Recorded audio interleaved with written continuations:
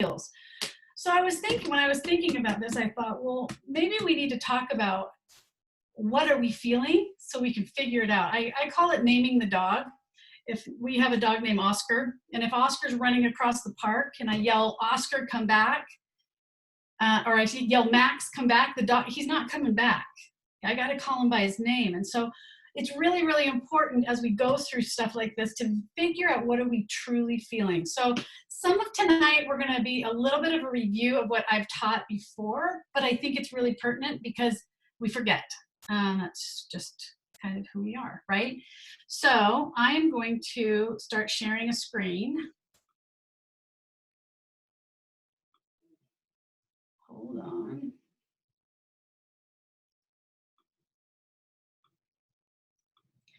Okay. Let me get over here. So can you guys see that? Okay. Yeah, Emily, give me a thumbs up. I can only see you. Okay. So what we're feeling is a little bit of two things. We're feeling some anxiety, but we're also feeling depression. And we have to, and they're so intertwined that it's hard to understand or to know what we're truly feeling. So we have to kind of pull them apart. If we're anxiety, it's that excessive worry, it's that agitation, restlessness, but it can have a little fatigue in there. Difficulty thinking, irritable, tense muscles, your jaw can be really, really tight. Panic attacks, irrational fears.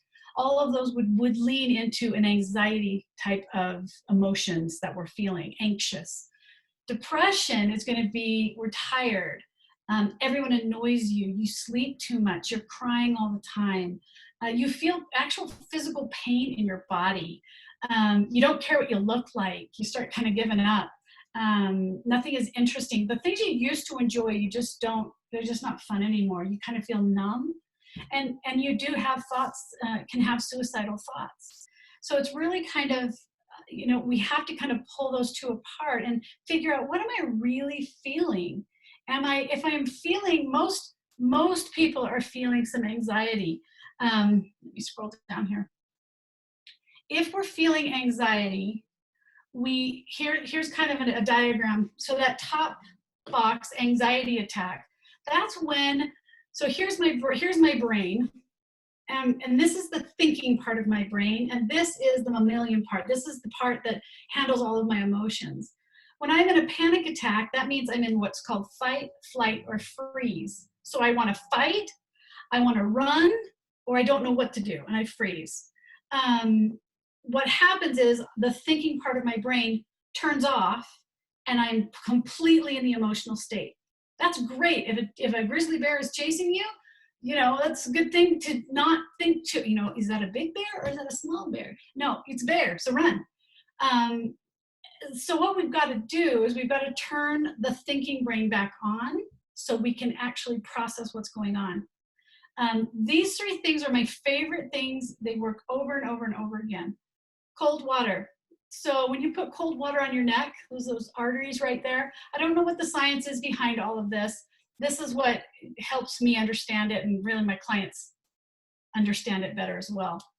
If you put something cold on your neck, kind of chills the blood goes to your brain, and your brain says, I need to warm this body up. What's going on? And it says, so here's our we're having our panic attack. And our brain says, sorry, sucker, sorry, emotions, I can't worry about you right now. I have got to make sure this body is warm. Something's wrong. The physical body will always take precedent. It will always try to take care of the physical body first, because if we don't have our physical body, there's not going to be any emotions. So so cold water is really good. Exercise, but this is not just running and exercising. This is getting your heart rate up really fast, really quick. Running up and down the stairs a couple of times. Doing some burpees, torture.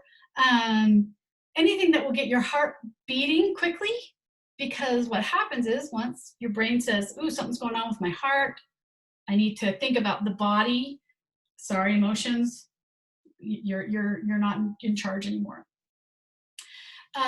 Paced breathing, and this is a really good one, and this is a great one to teach kids, is holding in your breath as long as humanly possible. Like you're swimming the length of a swimming pool, holding it in, and then letting it out that same amount of time. It feels really gross and is not comfortable. And that's what we want, because we want our brain to worry about breathing. So it's going, something's wrong. Sorry, emotions. And instantly the thinking brain starts turning on. If those don't work, cold showers work really, really well. If you're really having a panic attack, you're really freaking out. This works great with kids. Putting a cold rag or something cold on their neck will really help calm down when they are having a panic attack like that. So that gets us down into just generalized anxiety. This is where we need to fact check. This is where I still feel yucky, but my thinking brain is working enough that I can actually think through what's going on. Okay, I am anxious. I'm feeling some feels because, we're on lockdown or whatever. But right down at that bottom, that where it says self-care and warning signs, this is where we really want to be. Because we're going through so much anxiety right now, this is crucial. We need to be doing enormous amounts of self-care. And self-care doesn't mean I'm going to go get a pedicure and I'm getting my hair done. Self-care can be as simple as putting on some lotion on my hands that smells good, putting on some perfume or cologne, doing my hair. I actually did my hair and makeup today. I'm very excited about that. You're welcome. Things that will boost your spirits, even and being mindful in it, in that you're really focusing. So where it says warning signs, you see on that top one, chocolate milkshake. So I've shared this with the Relief Societies so sorry if it's a do-over on this example. But for me, I know that my anxiety is starting to rise. My resilience is going down when I crave ice cream or chocolate ice cream or chocolate or candy or sugar. So, and sometimes it kind of sneaks up on you. I'll be driving down the road and I'll be like, and I'm like, ooh, that chocolate, there's a chocolate milkshake at Arby's that's really good. It sounds really delicious right now. So I have to ask myself, wait a minute, what's going on inside of me? Am I really hungry for that ice cream? Or, let me pull this down. I'm hoping this is going to show everything. Where did it go? It's not there. I put my hand up and I ask myself, number one, how did I sleep last night? If you don't sleep well, if you're not sleeping well, that is the Achilles heel of anxiety. That is what is going to put gasoline on your anxiety, is not sleeping well. How did I eat in the last 24 hours? When you don't eat, your body goes into, it can go into a kind of a crisis mode. It needs that nourishment. Not when we're fasting, because that's a good thing. That's why fasting is such a sacrifice, right? It's really affecting our body. The third is hormones. What is going on with my body? For me, as I'm getting older, I know when I start having hot flashes, my hormones are doing weird things. My resilience is going to go down. For women, it's when they're on their cycle. For men, it can be when they're having a heavy testosterone moment. The fourth is illness. If anyone is sick around you or you have been sick, your body instinctively will try to protect itself. So it will boost its immune system. It will start working harder to keep this body healthy, which is great because you want to keep your body healthy, but your resilience to emotions goes down. It just kind of says, sorry, this takes precedent. So if people are sick around you, okay, my resilience is probably going to be down.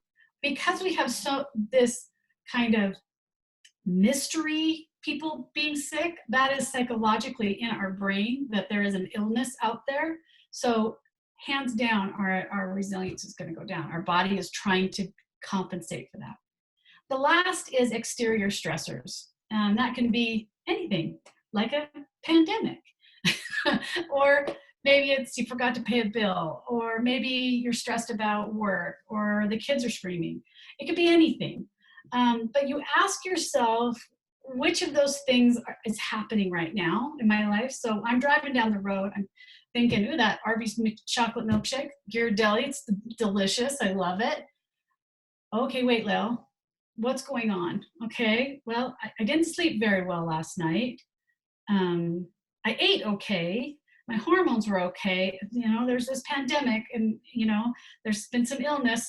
My body's probably kind of trying to take care of itself, and we have this pandemic. So I have 3 of the 5 that are really causing me some anxiety.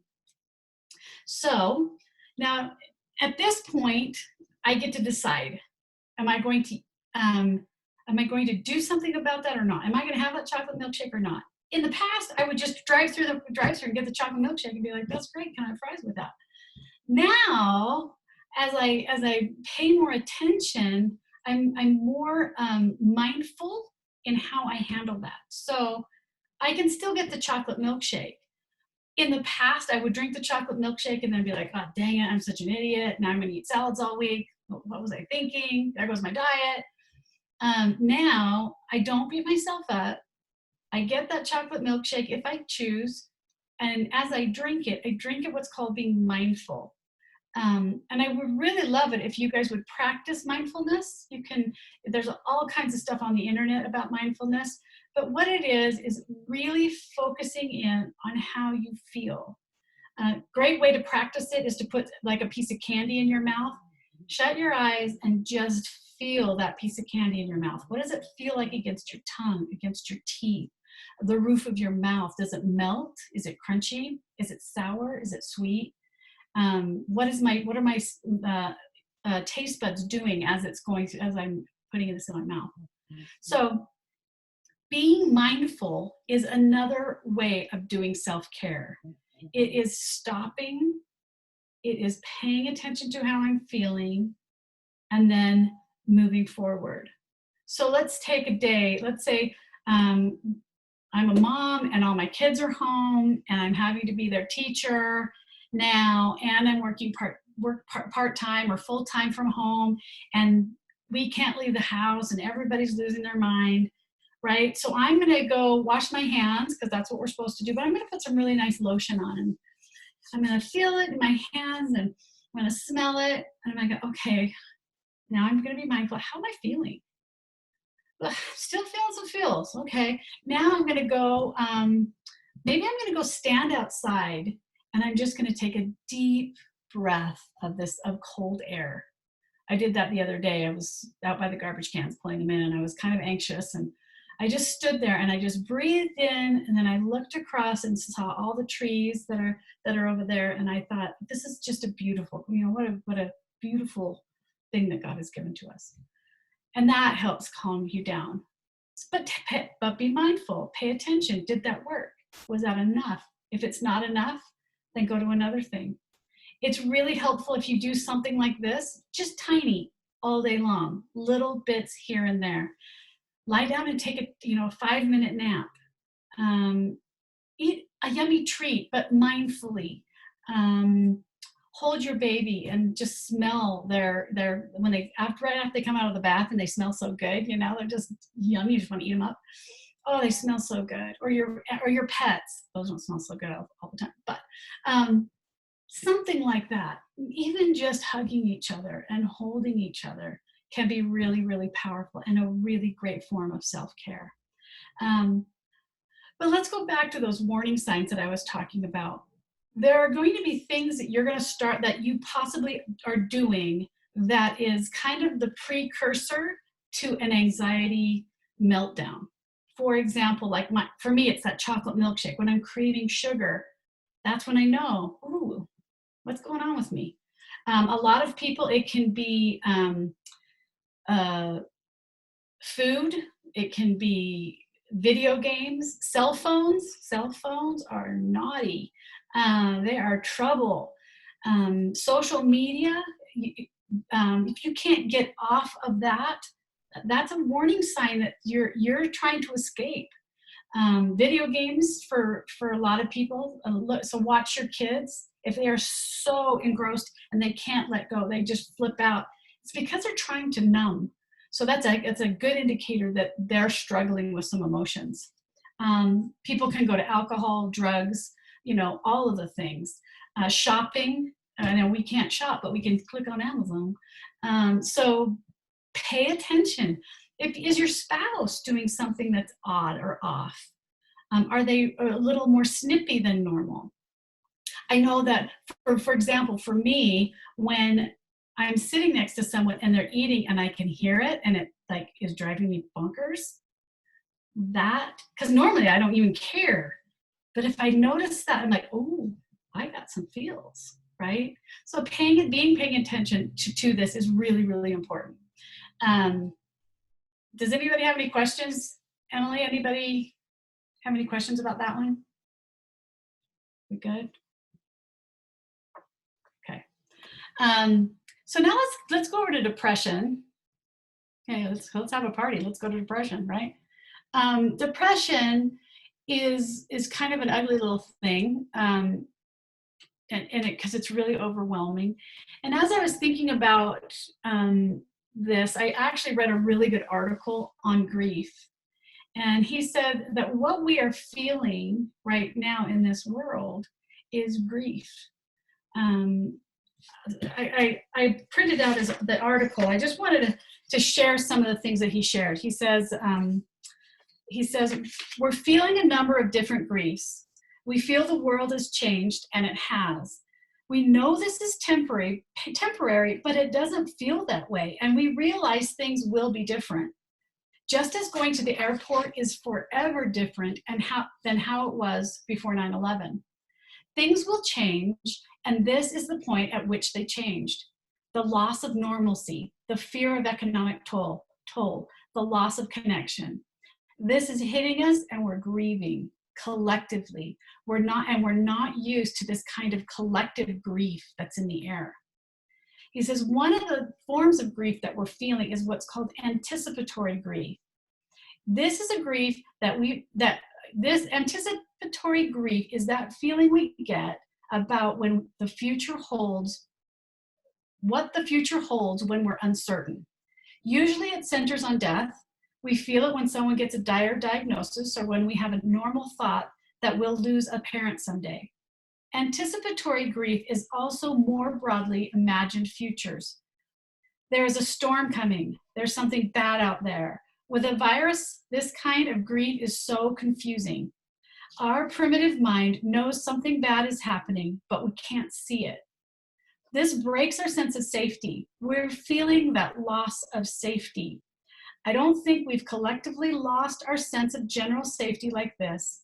Individually or as smaller groups, people have felt this, but all together, as a country, as a state, this is new. We are grieving on a micro and a macro level. Isn't that powerful? He says, there's the different stages of grief. Let me get that up here so you guys can see. There, the 7 stages of grief.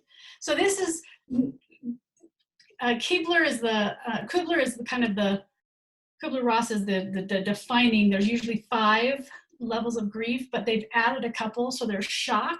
So initial paralysis at hearing the bad news, denial, trying to avoid the inevitable, anger, frustrated, outpouring of bottled up emotions, bargaining, seeking in vain for a way out, depression, final realization of the inevitable, testing, seeking realistic solutions, and acceptance, finally finding the way forward.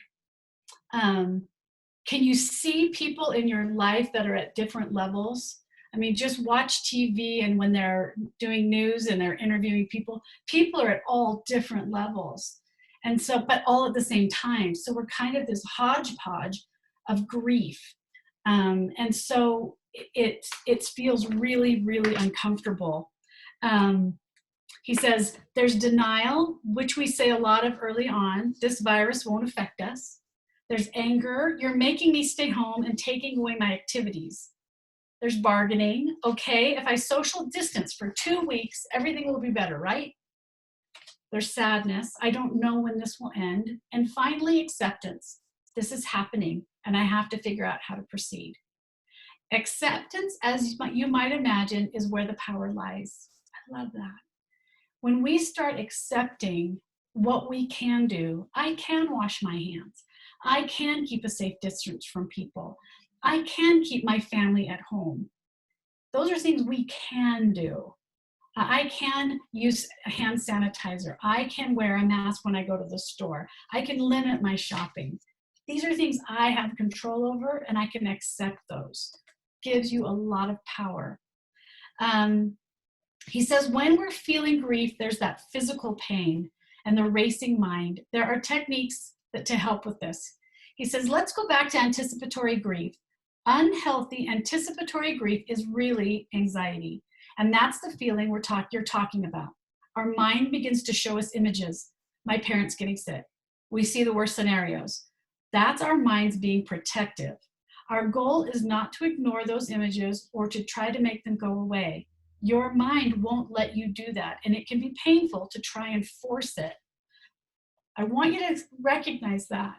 Trying to just force it, I know everything's fine, they're gonna be fine, right? That is actually probably gonna cause you a little more distress. Being able to say, you know what? That's painful. The thought of losing somebody in my family, somebody in our ward, that's scary. That's terrifying. That's horrible. It's not fair, because it isn't. So let's validate that is a feeling. We're not going to hide it. We're not going to negate it, because we have to be realistic. When we put a light on it, it's not as scary as when we try to push it in the corner and hide from it. He says the goal is to find balance in the things you're thinking. If you feel the worst image taking shape, make yourself think of the best image. So if your thought process, our brains are pretty interesting. I know Parley's probably like, okay, well, whatever. But our brains are pretty amazing. If you give it a question, it's always looking for an answer. If I say 2 + 2 = 4, your brain says correct. If I say 2 + 2 = 5, your brain instantly goes into trying to figure out the question that you've asked it. 2 + 3 is 5. 2 + 2 is 4. 1 + 4 is 5. All those thoughts, it just will spin and spin and spin. If I if I ask my brain to look for the worst case scenario, it will. It will find it. It will find every single kind of bad scenario it can find. If I ask it to look for the good things, that's when your brain give it the question that it needs to look for the good things. That way it starts looking for the light and not the darkness. I could say, these kids are driving me crazy. They're in my house. This is so much noise. I'm exhausted. I'm overwhelmed. Or, isn't it wonderful to hear that our house is full of life, that everyone is here. We're eating dinners together. We're actually, joking around together. We're doing Come Follow Me together. All of these things that bring us joy, right? Look for the light. Change the thought process. Ask your brain a different question. He says, maybe no one does because we're all taking the right steps. Neither scenario should be ignored, and neither should dominate either. Anticipatory grief is the mind going to the future and imagining the worst. So calm yourself and come into the present. Here's a few ideas for helping you when you are feeling this depressed, this heavy feeling. Meditation is really, really good. I thank goodness for our Father in heaven. Prayer is such a perfect opportunity for us to meditate, to take a moment, be quiet, be still. Remember, we say, Heavenly Father, I need help with this, right? We're expressing what we're worried about. We're giving it a name. We're saying, I am scared. And then we say, thank you. We're grateful for. Now I'm changing what my brain is going to look for. It's going to look for the good. Thank you for my family. Thank you for my health. Thank you for our lives. Wow, isn't that powerful? Heavenly Father is just so amazing, right? Journaling is another really good option. Writing your thoughts down. Who knew that we were supposed to, when the prophet said journal, right? It's actually a really good therapeutic tool to write down your thoughts. Put them on paper. Have you ever written a letter to someone in your mind? And you're like, nah, and then you write it out and you're like, oh, that doesn't sound good, right? Putting it on paper and writing it out really helps you clarify what you are truly feeling. Being mindful. Some little tricks that you can use are, if your brain is really kind of stepping out, is I'm going to look for 5 things in the room. So I'm looking around my room. For example, I see a computer. I see a box with essential oils because I'm weird. I see walls. I see my dog. My dog is black. He is warm. He's clean. He just got a grooming. I see the computer. When I use a computer, I can use a computer to do different things. The more you describe what these things are doing, there's a door. I take the handle, I turn the handle, and I can open the door. The more you describe, the more your brain will focus in on that and leave that emotion behind. Leave those scary thoughts over there. So that's a really, really good one. Another good one is counting. I have a question. Yes, babe. Shelly had a question. She said, what if I never reach acceptance on the grief scale? Do we sometimes regress on the scale? It's not linear, actually. You can go from acceptance to denial to, right, back and forth, and then denial to anger, then bargaining, and then up to shock again, right? How many of you guys have felt shock? And then when this first happened, and then we kind of were in denial, we were angry, then we hear shock again. Oh my gosh, we're seeing it here, and it's just in our country now. It can go back and forth. We're not trying to get rid of grief. Grief is a good emotion. It allows us to feel the sorrow and the sadness and these feels. What we don't want is we don't want those feels to take control of us. We want to have control of them. I want to say, hello grief, hello sadness. Just be right here. Just like a dog. There's good dogs and naughty dogs. Good dogs, when you take them on a walk, they walk and you come home and it was lovely. Naughty dogs are yanking on the leash, they're biting and barking at people. That is the way our emotions can be if we let them get out of control.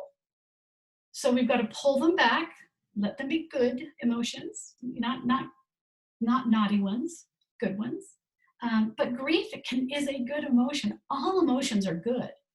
It's when they're out of control that they feel like they're bad. We usually see anger. We usually see fear. We should usually see grief getting out of control. So paying attention to, do I have control? So like you were saying, what if I never get to acceptance? That's okay. It's okay to not get there yet for a while.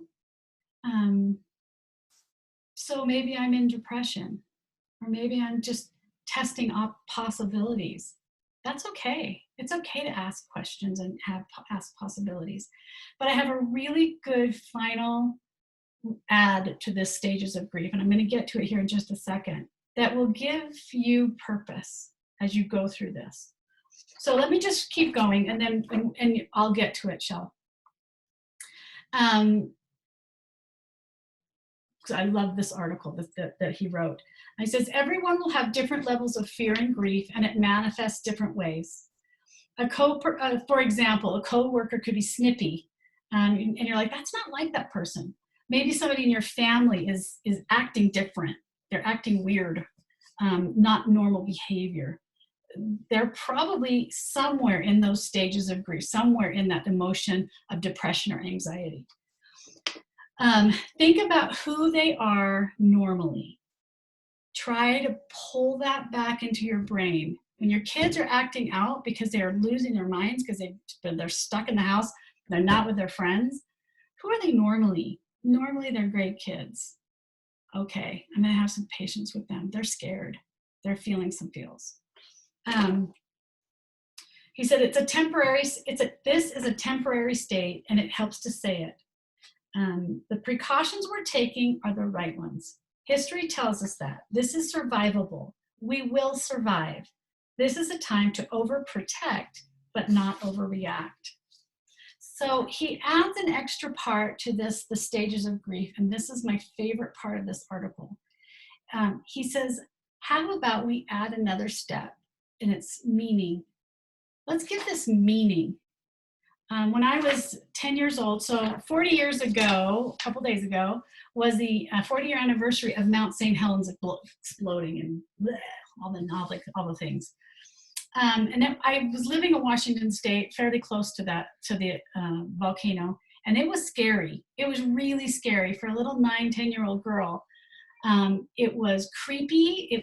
There was this quiet across the entire area. There was this gray ash. It looked like snow, but it was gray and dirty. Everyone wore masks. School was canceled. Everything, all those businesses were closed. Very similar to what we're kind of going through right now, only it was just in that little area. I have one picture of it, and I have a little jar full of some of the ash. That's all I've got. If you ask me what happened, I kind of try to remember, but I don't know all the details.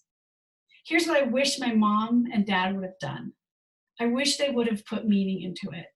I wish they would have said, let's make a book. Let's put together some thoughts and experiences. Never again will we go through a pandemic. Probably, hopefully, we'll never have to go through this again. Your kids are going to be in college in 20 years, and they're going to say, yeah, I survived the pandemic, but they don't even remember it.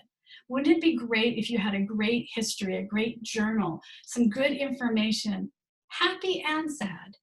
Don't hide from the sad, but draw around their hand. How big were their feet? What were their feelings? What were some of the games you played? What are the memories that you want your kids to have of that time?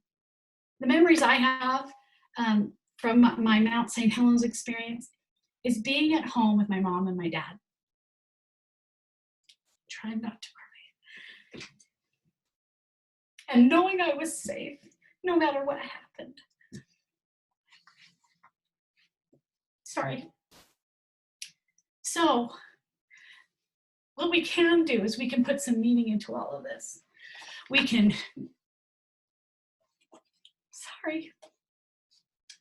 spend some time. We can recognize that we don't have to be with people to have a good connection with them. We can talk to them versus Zoom and talk to a whole bunch of people at the same time, and it's so cool. We can call people. We can text people. We can, there are so many fantastic things we can do at this time. I mean, all of the museums you get to tour, and classes that are free, and people that are just giving opportunities online. Wow, this is just amazing, right? Never before in history. Even Chris Hemsworth's offering his free exercise. I mean, come on, that's cool. This is really the cool stuff. Let's make a note of it. Let's remember it. Give it some meaning. Let's take this pandemic and say this was the time when the country came together. Shopping at local stores, buying locally, helping those little small businesses. Cool. Give it meaning. That's not just ordering dinner because we're hungry, but how can I help that family survive this? That has that cute little Cottonwood Cafe, right? Great breakfast, by the way. What can I do? What can I give meaning to this? He says there's something powerful about naming this grief. It helps us feel what's inside of us. So many have told me in the past week, they're saying I'm having a hard time. I cried last night. My clients right now, I don't think I've ever been busier, and they're sad, they're worried, they're concerned, the unknown. It's all there. He says emotions need motion. It's important we acknowledge what we go through. One unfortunate byproduct of the self-help movement is we're the first generation to have feelings about our feelings. We tell others things like, I feel sad, but I shouldn't feel that. Other people have it way worse, right? Don't we do that? But we can and we should stop at that first feeling. I feel sad. Let me just be sad for a minute. And that's okay. Really, really powerful. Really, really powerful. I have one more thing to share. This is, I teach what's called DBT. It's dialectical behavior therapy. It's using your brain to change your thought process, but to also change your behaviors. And I really like this handout. It's different things we can do to help us change our thought process. So when it says, when we're stressed, we find ways to cope. Sometimes we cope with the problem behavior. Looking at the pros and cons of our coping behaviors, we can decide if we want to change the way we cope, right? We remember we talked about that. Am I gonna am I gonna play on my phone, or am I gonna spend some time with my kids? Whatever it is. Up there on the top right is those tips, the temperature, exercise.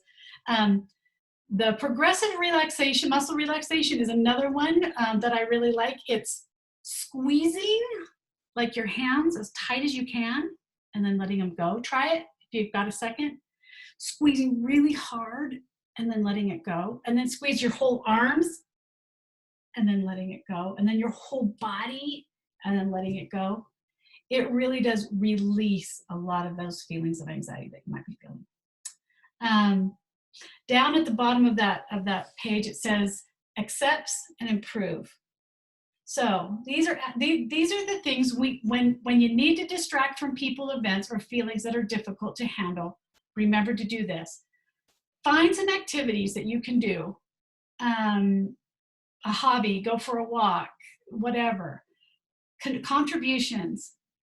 When my mom passed away, she fell down a manhole, 20 feet down into a manhole, really bad. She survived, but not well. And 5 years later, it pushed her into Alzheimer's. It was really bad. But right before she passed away, she didn't know who we were, but she had a really clear moment. And she said to me, my sister called me and said, "Mom's clear, you got to talk to her." I said, "Okay." And my mom said, "Layla girl, I got to tell you something. I know my time is coming." I'm trying to keep my cool. She said, "I want you to know that I have a testimony of Jesus Christ. I know that families are forever. And I know that when I'm sad, I serve others." So, sorry. I love that we have ministering now, because ministering is different. It's than it used to, than the old visiting, teaching, home teaching. It is service, true service, Christ-like service. Ministering doesn't have to look like, coming into somebody's house. It can look like a text message. It can be something small. Service does not have to be big, but it does change our chemistry and what our brain is doing. Sorry. Comparisons. Sometimes this is helpful, sometimes it's a little sketch. So we be careful with comparing. But we can say, we have these beautiful homes that we live in. We're not living in mud huts. We have running water that we can actually wash our hands with, right? It's this comparison idea. Emotions. Watch a funny movie. Listen to fun music. On my phone, I have all kinds of funny videos that I can send to people when they're feeling down. My sister has a playlist, and I know every time I get in her car and that playlist is on, I know she's feeling down, because that's her happy songs. But something like that. Push away from the problem for a moment. It's okay to push it away for a second and just distract your brain. Distract your thoughts with counting. We talked about that. Sing a song, whatever. Sensations, feeling something, ice, watching an ice cube melt in your hand. Be careful, it could burn, but that sort of thing. And then we go over to improve. Improving the moment. Imagery. I always tell, so I work with moms that have postpartum mood disorders. And so I tell them, have pictures of your kids on your phone. And when you're feeling down, or your family, or maybe your favorite vacation, look at those pictures. What does it feel like? What memories or feels does it bring back? Meaning, find a reason for it. Focus on the positive. Think of how you'll be better. Prayer, always, always, always a good one. Relaxing. Listen to a relaxing tape. Massage your neck. Massage is a really good thing. We a lot of us carry the tension up in our shoulders, and that can cause pain and can cause headaches. So maybe helping each other and giving each other a little massage. Taking one thing at a time, being mindful as we're going through things. Vacation, take a break, and it doesn't mean we have to go to Hawaii. We can take a break in our mind. We can take a break in our home. How about you, instead of eating dinner at the kitchen table, you put a blanket on the back in the backyard and you have a picnic, a vacation. Do something different. Encouragement, encourage yourself. Encourage your loved ones. Encourage your family. I know that this pandemic is going to end. I know that this is going to be over, but we have a long time ahead of us. We probably have, we know we have 4 more weeks of being in our homes. We are struggling. Your neighbors are struggling. Your families are struggling. We miss each other. This is a very real, really difficult situation, and it's okay for you to feel bad. It's okay for you to feel sad. It's okay for you to be mad about it. It's okay to be afraid. Don't deny those feelings, but try not to let them, like that naughty dog, take off and take you for a run. Catch yourself, do the things that will help be mindful and ground you so that you can see things with your thinking brain on, and you can fact check what's really going on. So I hope that this was helpful to you guys. I'm going to turn off this. I'm going to stop sharing so I can see your faces, because I can't see anybody's faces. Are there any questions at all? No? Everybody's good? Everybody's perfect? Everything is awesome. Everything is great. I know we're not all good. We are struggling, and that's okay. Well, I think what you said is just perfect. A couple of weeks ago, we had a presidency meeting, and we were talking about what we thought, what we were hearing and what we were feeling, what the sisters were struggling with. And we all kind of came to the same conclusion, that we were grieving our lives, grieving how it was, even in the craziness of it all. There were things we had chosen, mostly, not everything, but things we had chosen to do and be involved with. And we have not a lot of control right now, and people are grieving their lives. So I when I saw you going into the grief, description of grief, I'm like, oh my goodness, I'm not a clinician at all, but I think we now can connect with what that feeling is. It is grief, it is. And we came to understand just a little bit from reaching out and being able to share with each other, and in the times when we had that crazy earthquake week, and then the right, but I was like, I'm sure there's going to be a snowstorm, because what more can go on, right? Yeah. So it is. There's the grief is kind of unexpected, but yet that really defines it, and then it leads to so many other emotions. Really does. So it's okay to feel. There are no bad feelings. There are no negative feelings. They just are. It's what we allow them to do with our behavior, what we allow them to do to control us. We get to control our emotions. We are capable of doing it. Sometimes it's difficult, but we can. So that's all I've got. I hope that was good. I don't know. I don't even know what time it is. Oh, it's been an hour. So there you go. Fantastic. Anyone else have questions? I can unmute you if there's confusion there. I'm trying to look at everyone's faces. If anyone needs to wave and wants me to unmute them. If there's, oh, Shelly. Okay, I'll come unmute you. Where are you, Shelly? Unmute. Okay. Well, I don't have a question, but Lael, thank you, excuse me, so much I've had a rough time, as you know, and by talking through these things, you do put a name to what we're all feeling, whether we are stuck in the depression end or the anxiety end or a little bit of both. By putting a name to it, we can do something about it. And this is totally unknown and it's hard, but we'll make it through together. Can we just do this like every day? Therapy 101 with Lael. Maybe I should write a book. No, I'm just kidding. It's supportive when we work together. It really is. It's supportive. That's why the Relief Society and the church is so amazing. Mike, do you have a question? No, Emily needs to unmute you. Okay. Where are you at? I'm trying to find you. I don't even know how many people are on here. Are you?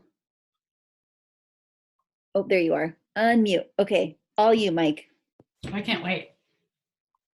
Oh. I can't hear you. We can't hear you. Are you? No. I could unmute myself. Perfect. Yes, you totally can. So he could do the same thing. He's unmuted, but I think there's something with his device that might be. Just come into the office and come ask me. You can sit next to me. Yeah, it let me unmute myself too. It did. Yeah. Myself. I did it. I was shocked.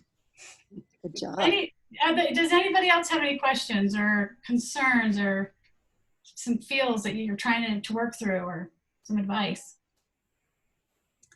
Well, I just, a while ago, I read a book about grief that took a different tack on the 7 stages.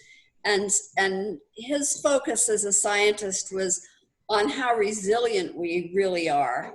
And so we don't have to expect that we're going to go through all of these stages, that it's different for everybody. And it was, it was both encouraging to me and then also upsetting, because I thought, well, now we're going to think everybody has to be resilient and not go through anything like these stages. But it's okay to feel. yeah. And it's okay if we don't go through all those stages. There's no scorecard on how we're supposed to feel. It's just feels. And that's okay. Thanks for sharing that. That was awesome. Mike, can we hear you now? Can you hear me? Yes, I can hear Yes. you now. So my question is, since I think I might be the only man on the call. Now, Parley's, I think, on here somewhere. Okay. Well, Parley's the perfect man, so this is a good. That's okay too. I got Scott here too. How do you help the men in your life deal with the emotions that they're dealing with when they're not usually equipped to express those emotions and share those? As in my interpretation, Lael, you are, and other females that I've been around in my life, at least identifying that you're feeling something. Because I think, this is just my own personal beliefs, I think there's been an initial impact to a lot of people in their jobs, but I think there's going to be a second and tertiary impact as these larger corporations start to address and understand what the impact of the rest of the year is going to be. They're going to make decisions where they downsize their workforce. I'm already starting. I mean, I'm seeing that now in other companies that I work with. And given that men, maybe I'm just self-confessing, and that's okay because you're my wife. And no, she's not my therapist. Is they preoccupy themselves with their ability to take care of their families, and so that's scary. I am so glad you asked that question. And no, I didn't prompt him to ask that, but that is absolutely awesome, because I work predominantly with women, new mothers. But I've been working with their husbands recently, because their husbands are losing their minds. And they're trying to keep on the outside this, everything's fine. I'm in charge of home. I'm in charge of this. I got this. But inside, there are all kinds of thoughts going on. How am I going to pay the bills? What if I lose my job? What if somebody gets sick? What if I get sick? I mean, the list goes on. And there's a lot of fear and a lot of feels that they're feeling, and they're trying to act all calm, cool, and collected because they worry that if they tell you how that they're scared, that it will affect and hurt their wives and their children. And I would like to say, trust each other. It is better to be open and honest and talk about what you're feeling. So husbands, if you're feeling those feels, it's okay to tell your wife, I am scared, because we're in it together, right? We are, we're stronger than you think, and we can handle it.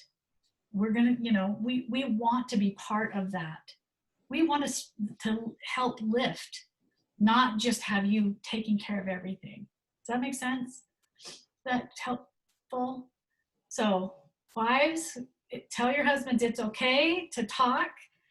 Husbands, please talk. Take a few moments. Have a State of the Union. Talk about what you're really feeling. It's okay to do that. It's okay to do that. Thanks, Mike. That was great. Anybody else? How can we best support those who are, in the deep kind of spaces of the depression? Like what are the best techniques to kind of go about serving those people? And I know I always feel like a listening ear is always great, and just and listening to promptings too from the Holy Ghost as to how to serve them. But from a clinician point of view, like what are some of the best tips you have? So like, this is what I do all day long, right? You can ask Mike. I get text messages all night long, all week long, right? I'm freaking out, right?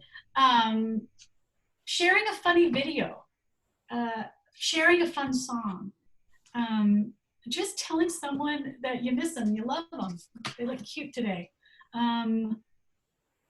It's all about just paying attention, just letting people know you care. There's a really good video by Brene Brown. It's called the difference between empathy and sympathy. I don't know if you guys know the difference. So sympathy is, I don't know if anybody's seen that one. It's really, really cute. But empathy is you see it's a little cartoon about a bear and there's a fox, and this little animal is so sad. And so the bear goes down this ladder and goes into this hole where she's at. And he says, I'm here. Being there is what helps people feel supported. You don't have to fix things. There was in the cartoon, there's this lady, this other animal says, do you want a sandwich? Sometimes that's helpful, but what most people really just need is they just want, they want to know that they're being heard. So just listen. Perfect. Thank you. Anything else? Okay. The church is still true. Even through a pandemic, guys. We'll make it. It's going to be different, and that's okay. Change is good. Change is always good. It stirs things up, and it makes us rethink and reevaluate what's important. And I bet you guys have all started doing that throughout this last couple of weeks. What is really important? What do I miss? What is it that really I wish I had? Mike and I are kind of like, oh, this is great. We have each other. We're thrilled. Just keep the pandemic going. I don't want to go to the office. But it's interesting what now we're kind of stripped of a lot of the excess, by our own choices, other has come to us, but what are we going to add back in, and how fast is what when we get some clarity here with the duration and reality of the world, what kind of shape it's in, what are we going to by choice add back in? And I've thought, boy, there's a lot of things, a lot of fluff, when you get down to what's really important. We're slowing down, and that's what we need.